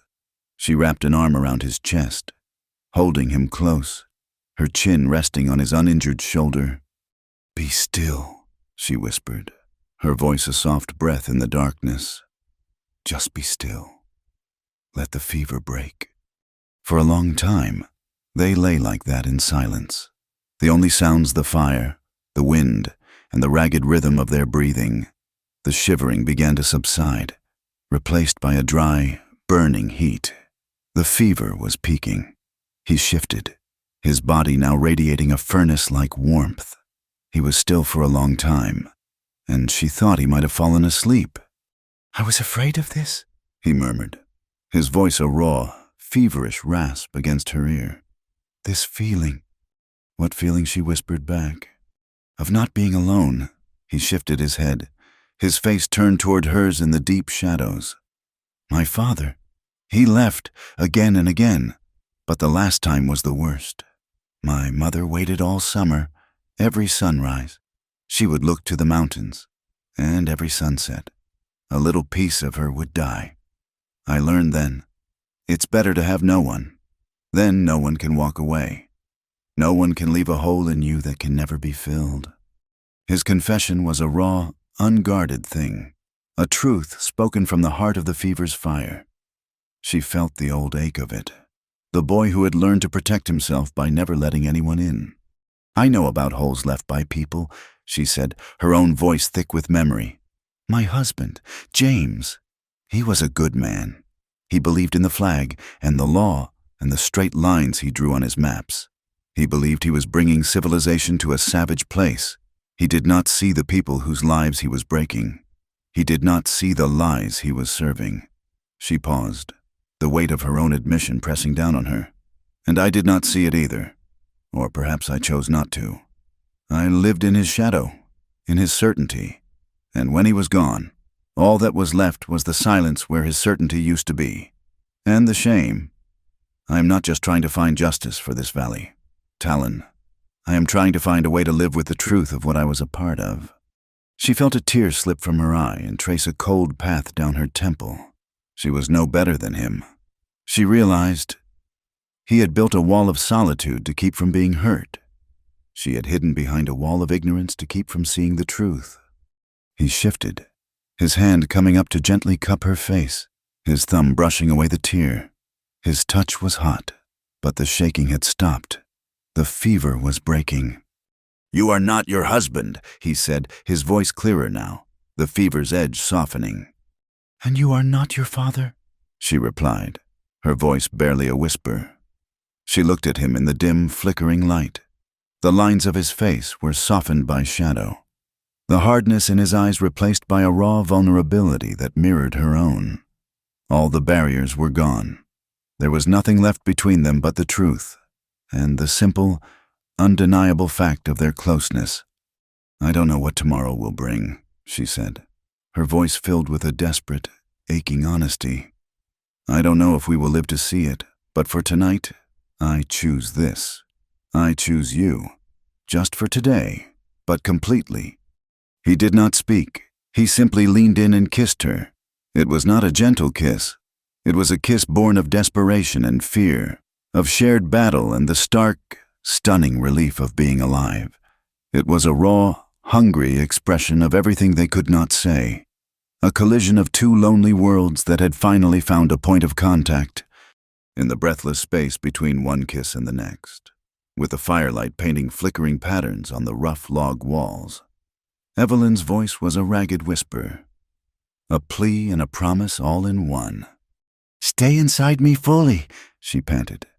He held her tighter, his body molding to hers, a low growl of pure, unadulterated feeling rumbling in his chest as he answered. "Only you," the mountain man growled.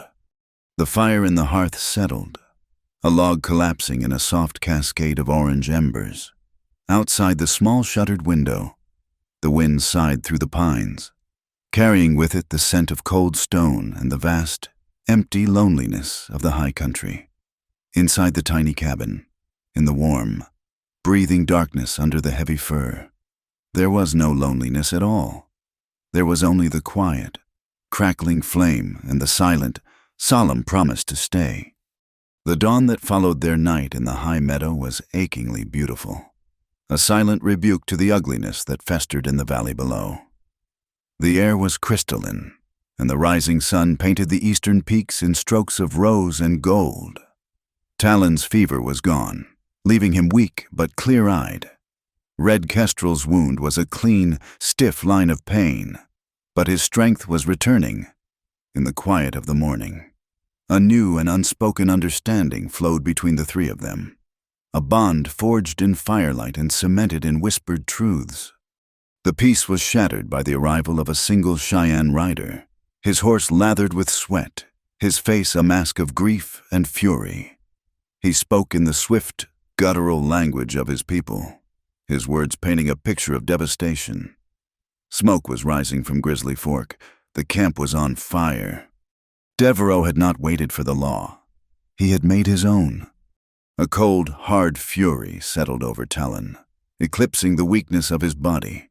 This was the final violation, an act of war against women, children, and the memory of the dead.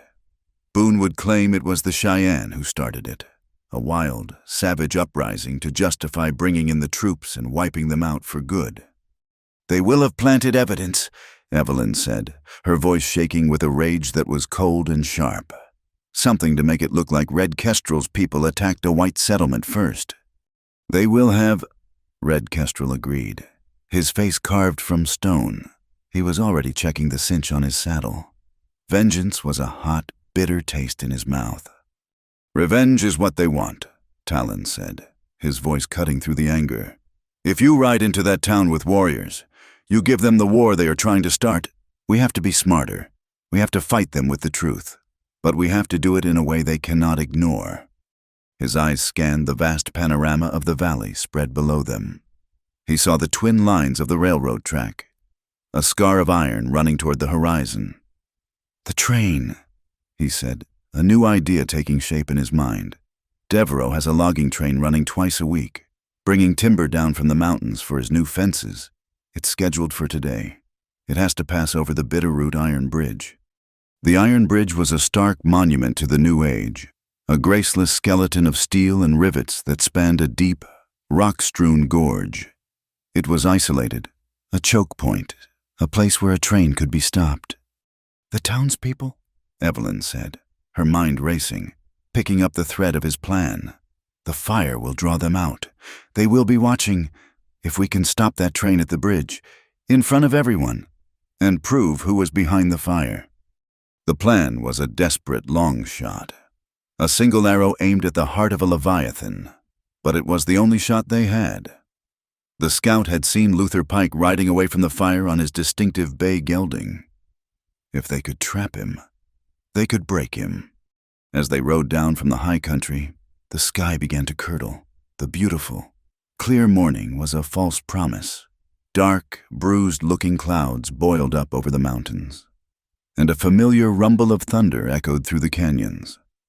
The land itself seemed to be gathering its anger for the coming confrontation.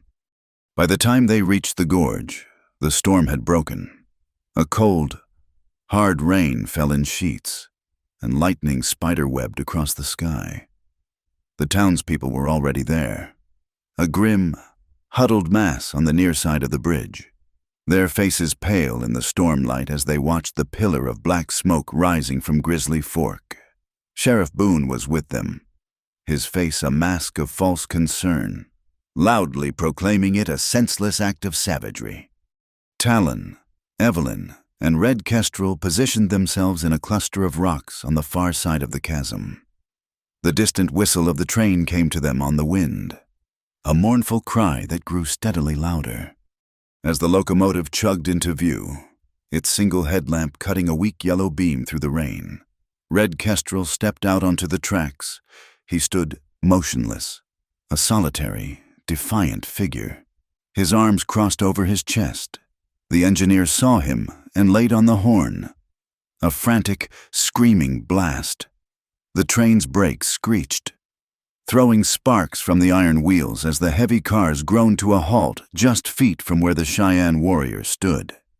Doors on the caboose burst open. Luther Pike jumped down, rifle in hand, followed by Kane and 3 other hired guns. They saw Red Kestrel and advanced onto the bridge, their boots clanging on the metal walkway. "This is as far as you go." "Pike!" Talon's voice called out, and he and Evelyn stepped out from the rocks, moving to block the far end of the bridge. The townspeople murmured, their attention shifting from the fire to this new, sudden drama. Boone, seeing his carefully constructed narrative falling apart, began to push his way through the crowd. his hand on his pistol. "What's the meaning of this?" Luther sneered, his eyes darting between Talon and Red Kestrel. "Get out of the way, Indian, before we move you." "You left something at the camp," Talon said, his voice ringing with conviction. He held up a small, beaded leather pouch, Red Kestrel's mother's medicine bundle. "You must have dropped it when you were so busy setting fires." A wave of shock went through the Cheyenne who were gathered with the townspeople. To steal such an object was a profound desecration. Luther's face paled. It was a bluff, but a good one, and his momentary hesitation was a confession in itself. "That's a lie," he snarled, raising his rifle, but he was too late. Talon was already charging across the bridge. A blur of motion, he crashed into Luther, not with a weapon, but with the raw, focused force of his body. The rifle flew from Luther's hands, skittering across the wet iron and plunging into the gorge below. The two men fell, grappling on the narrow walkway. A desperate, brutal fight of fists and muscle. It was a battle of old ghosts, of friendship betrayed and loyalties broken. Luther was strong, but Talon was fueled by a righteous fury, landing blow after blow, his knuckles bloodying Luther's face. At the other end of the bridge, Kane and the other gunmen started forward, but Red Kestrel blocked their path, his long knife now in his hand. At the same time, Boone finally cleared the crowd. His pistol drawn, he took aim, not at Red Kestrel, but at Talon's back. Evelyn saw him. There was no time to shout, no time to think. She acted on pure instinct. She reached into her satchel and pulled out the pouch of magnesium powder. With a flick of her wrist, she threw the contents of the pouch into the air directly in front of Boone's face. As he pulled the trigger, the spark from his pistol ignited the fine powder. A silent, blinding flash of pure white light erupted on the bridge, a man-made star that outshone the lightning. It was followed by a thick cloud of acrid smoke. Boone screamed, dropping his pistol and clawing at his eyes, temporarily blinded. The townspeople cried out in shock and awe. In that moment of brilliant, disorienting light, Talon gained the upper hand. He pinned a dazed and sputtering Luther to the walkway. At the same time, Red Kestrel moved with the speed of a striking snake. He disarmed one of the gunmen and slammed another into the iron railing, before turning to face the blinded, staggering sheriff. He kicked the pistol away from Boone's feet and grabbed the front of his shirt. Lifting the heavy man onto his toes, he held the point of his knife to the soft flesh under Boone's chin. The crowd went silent. This was the moment they had all feared, the flashpoint of a bloody war. Vengeance was poised, a hair's breadth away. But Red Kestrel held the blade steady. He looked into Boone's terrified, tear-filled eyes, and then he looked past him, at the faces of the townspeople, at the children huddled behind their parents. He looked at Judge Mallory, who was watching, his face unreadable. "We are not you," Red Kestrel said, his voice low and clear, each word dropping into the sudden quiet like a stone. He lowered the knife. "His life belongs to the law you disgraced." He shoved Boone away, sending him stumbling to his knees in the mud. It was an act of profound restraint, a choice for justice over blood, and it was a victory more complete than any killing. From a private car at the back of the train, a door opened. Silas Devereaux stepped out, a small, elegant pistol in his hand. He had watched the entire scene unfold, his face a mask of cold fury as his empire of lies crumbled on the bridge before him. He raised the pistol and fired. Talon, who was just getting to his feet, cried out and fell to one knee, clutching his side. The shot was a clean one, but it had taken him in the same shoulder that had been wounded before, a fresh agony on top of the old. Devereaux did not wait to see the result. He turned and scrambled back into his car as the engineer, panicking, opened the throttle. The train lurched forward with a great hiss of steam. Evelyn saw Talon fall, saw Devereaux escaping. A desperate, wild courage seized her. As the last car began to move past her, She ran, launching herself at the iron ladder on its side. Her fingers, slick with rain, found a hold. The train picked up speed, the wheels clattering over the bridge, leaving the scene of their desperate victory behind. Just as she secured her footing, the sky opened up completely, and a furious barrage of hail began to fall, stinging her face and hands like 1,000 angry hornets as she clung to the side of the speeding train, alone with the devil himself. The world was a chaotic blur of screeching metal, driving hail, and the hammering of Evelyn's own heart against her ribs. The train car bucked and swayed, and she clung to the cold iron ladder, her knuckles white, her body numb. Through the storm, she could see the private car's door swing open again. Silas Devereaux appeared, his face a mask of disbelief and rage. He had not expected this. He had never planned for a lone woman to be the instrument of his undoing. He raised his pistol again, but the lurching of the train threw his aim off. The shot went wide, a harmless crack in the symphony of the storm.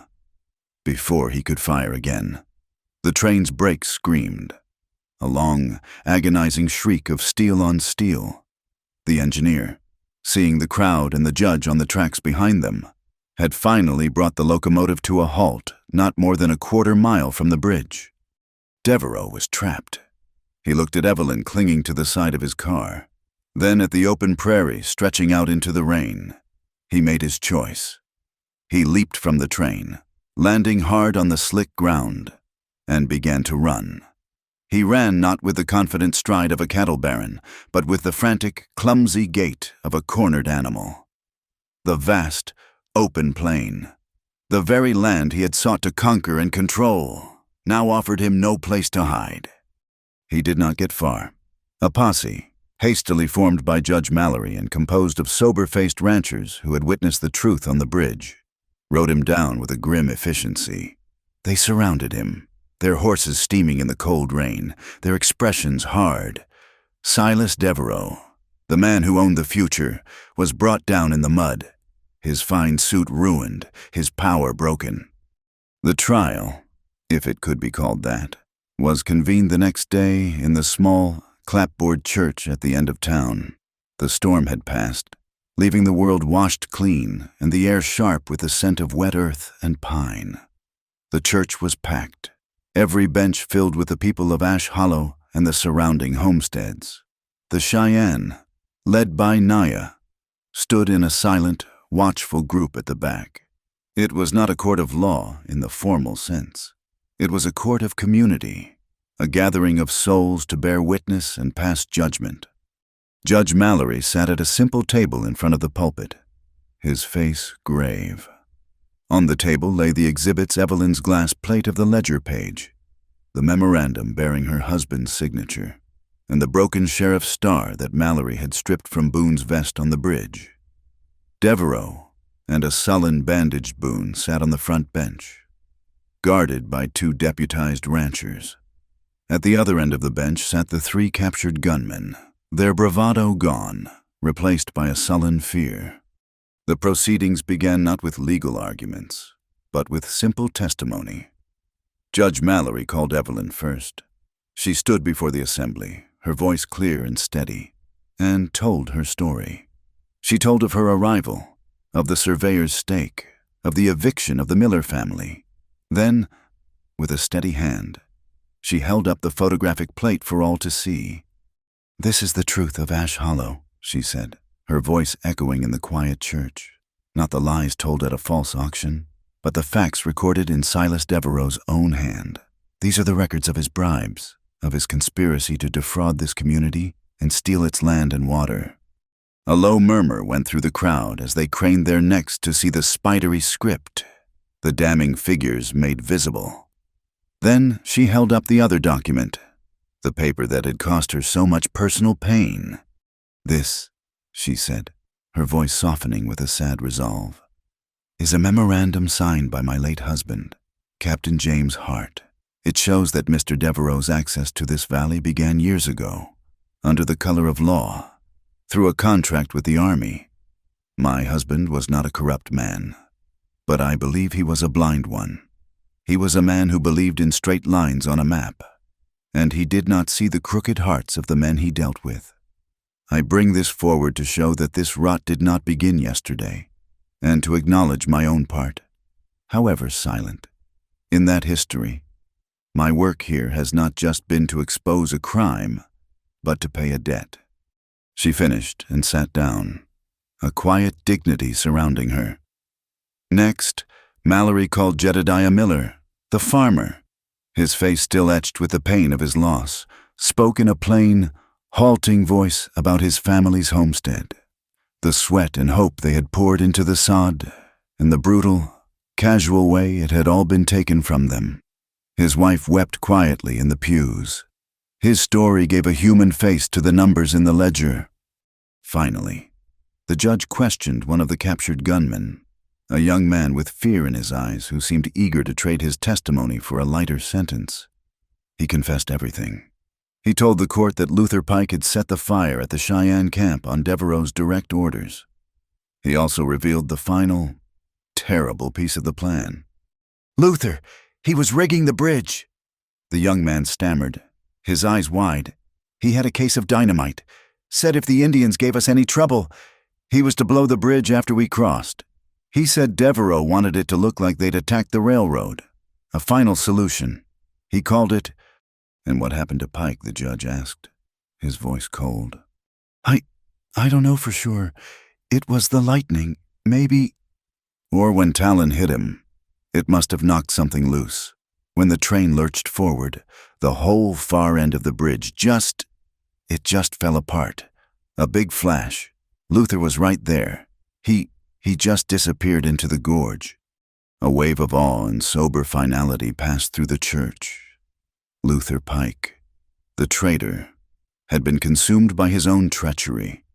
A justice of a different, more elemental kind had been served. The testimony was complete. The truth lay bare in the quiet, sunlit room. Judge Mallory stood, and a profound silence fell over the assembly. "In my years as a circuit judge," he began, his voice filling the small space, "I have seen a great deal of wickedness and a great deal of greed, but rarely have I seen it so systematically and arrogantly applied as I have in this valley. Silas Devereaux, you came here not as a rancher, but as a tyrant. You used the law as a weapon and progress as an excuse to commit theft on a grand scale." He looked at the cattle baron, whose face was a stony mask of denial. "You are hereby bound over for trial in the territorial court in Helena on charges of conspiracy, bribery, arson, and attempted murder. May God have mercy on your soul, for the territory of Montana will not." He then turned his gaze to Boone. "As for you, sir, you have disgraced the badge you wore and the office you held. You are stripped of all authority and will face charges for your part in this conspiracy. You are a shame to this community." The judge then addressed the entire room. "The legal disposition of these lands will be a matter for the territorial courts. But the life of this community cannot wait for lawyers and paperwork. Wrongs have been committed. A healing must begin." He held up a blank sheet of paper.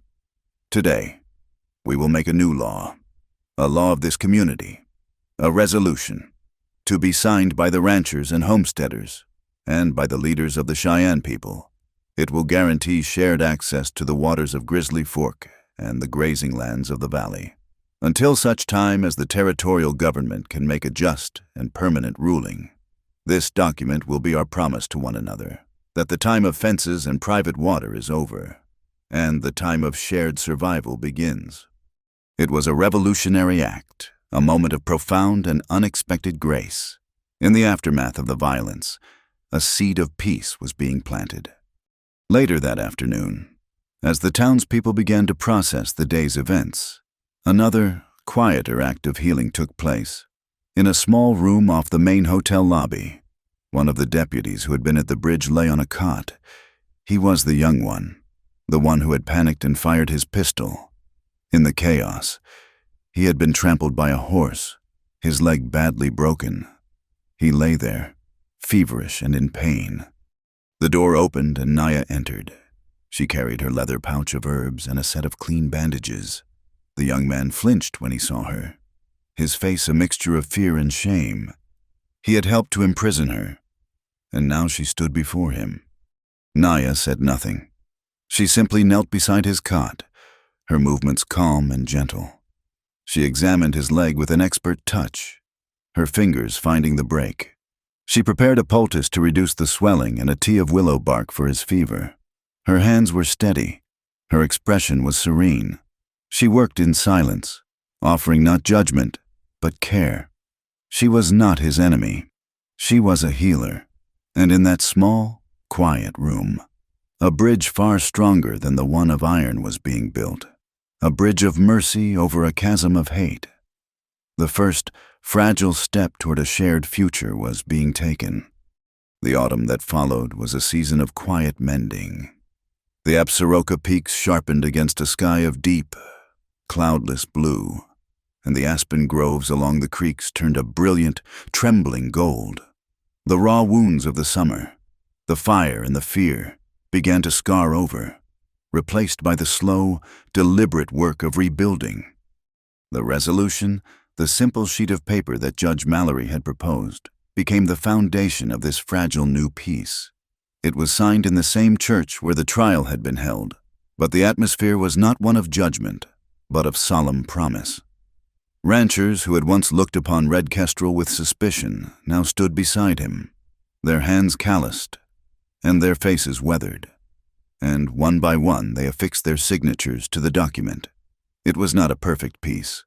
There were still whispers in the saloon, still hard looks exchanged over property lines, but the center had held. The community, faced with the stark reality of Devereaux's evil, had chosen to trust each other rather than the false promises of a tyrant. With the first chill of fall in the air, Evelyn opened her school. She did not use the grand title of teacher. She simply tacked a notice to the door of an abandoned storeroom she had rented from Mrs. Murphy. The notice read, "Reading, writing, and arithmetic. All are welcome." The first day, only 4 children of homesteaders appeared, shy and clutching worn slate boards.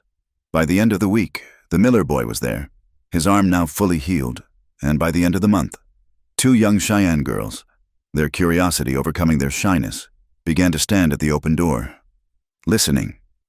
Evelyn smiled and brought out 2 more slates, and soon their quiet, musical voices were mingling with the rougher tones of the settlers' children, a new and hopeful language being formed in that small, sunlit room. In the evenings, the storeroom transformed. It became her dark room, a place of red light and chemical smells. She developed the plates she had taken, the images appearing like ghosts in the shallow trays, the face of Boone, bloated with power, the quiet dignity of Red Kestrel, the anguish on Mrs. Miller's face. She worked with a meticulous care, not as a journalist seeking a sensational story, but as a historian, a keeper of memory. These images were the truth, and she felt a profound responsibility to preserve them, to ensure that what had happened in this valley would not be forgotten. While Evelyn built a community of words and images, Talon built a home. He chose a spot on a low rise of land that overlooked the vast sweep of the prairie, a place where the mountains were at his back and the endless sky was before him. It was a place between worlds, a place that was purely his own. He worked alone, his movements economical and sure. The ring of his axe was a steady, rhythmic sound that carried on the crisp autumn air. He notched the logs with a skill learned from a lifetime of survival, fitting them together until the 4 walls of a small, sturdy cabin stood against the sky. He was not just building a shelter, he was putting down roots in the land he had fought for, creating an anchor in a world that had always tried to cast him adrift. Evelyn would often walk out to the cabin site after her lessons were done, bringing him a flask of coffee and a piece of Mrs. Murphy's apple cake. She would watch him work, the easy, powerful grace of his movements, the quiet concentration on his face. They did not speak much during these visits. There was no need. The silence between them was a comfortable, settled thing, full of unspoken understanding. The frantic, desperate intimacy of the line shack had softened into a deep and steady current of affection that ran beneath the surface of their new, quiet lives. One afternoon, a letter arrived on the stagecoach. It was from a publisher in Philadelphia, a man to whom she had sent a few of her photographs months ago, before she had ever heard the name Ash Hollow.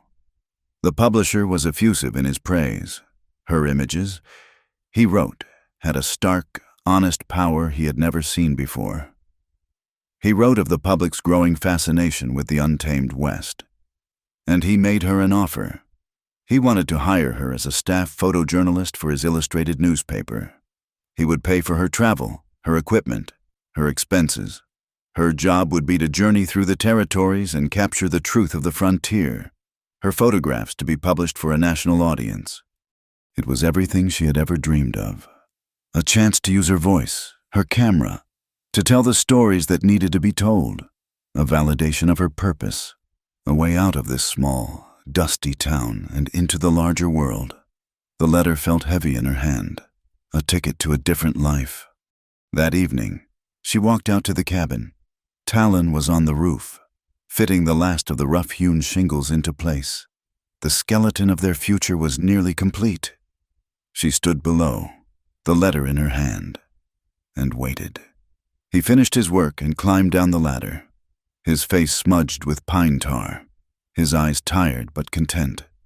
"I received a letter today," she said, her voice sounding unnaturally formal in the quiet air. "From a publisher, back east." He nodded, his gaze watchful, his face giving nothing away. He went to the water barrel and washed his hands, taking his time. He had learned long ago to prepare for the sound of a closing door. "He has offered me a position," she continued, her heart beginning to beat a little faster, "to travel, to take photographs for his newspaper, to tell the story of the West." Talon finished drying his hands on a piece of sackcloth. He looked at her, and his gray eyes were clear and steady. He did not ask her what she was going to do. He did not plead or bargain. He simply waited for her to choose, honoring the freedom they had fought so hard to win. "It is a good offer," he said, his voice quiet. "It is what you are meant to do, to show people the truth." "Yes," she said, her voice a whisper. "It is." She looked at the cabin, its strong, honest walls a testament to his strength and his hope. She looked at his face, at the man who had seen the deepest, most hidden parts of her soul and had not turned away. She thought of the schoolhouse, of the small, trusting faces of her students. She thought of Naya's gentle hands, of Red Kestrel's unbending pride. She thought of the grave of her husband, a man trapped by his own certainties, and she knew she could not follow that same path. "I am going to accept the position," she said, and she saw a flicker of something in his eyes, a shadow of an old, familiar pain. "But I wrote back to him today, and I added a condition." She took a step closer, the brittle autumn leaves crunching under her feet. "I told him that I would not be his traveling correspondent. I told him that I would be his correspondent for this valley, for this corner of the Montana and Wyoming territories. I told him that this is my home now, my listening post, but I also told him that my work here is not done." She looked up at him, her gaze direct and unwavering. "We will not be bound by this place. Talon, there are other valleys, other tribes, other men like Devereaux. There are other truths that need to be told. I will not hide here. We will live between two worlds. You and I, we will go out into them, and we will come back. We will bring our stories and our pictures back here, to our home. We will fight when we have to, and we will rest when we can. We will build a life here, but we will not build a fence around it." He stared at her, a slow, dawning wonder on his face. He had been prepared for her to leave. He had not been prepared for this, for her to choose not just him, not just this place, but a future he had never dared to imagine for himself. A future where he did not have to choose between worlds, but could live in both, with her at his side. A slow smile spread across his face. a smile of such profound relief and love that it made her heart ache. He reached out and gently touched her cheek. "Only you," he said, his voice a low, warm murmur. The first flakes of the season's snow began to fall, tiny white specks melting against the dark wood of the cabin. In the distance, a herd of wild horses, their manes flying, galloped across the golden plain, their forms silhouetted against the setting sun. The door to the cabin stood ajar, an invitation to the warmth inside and to the countless stories that were still waiting to be told. Thank you for listening to our story.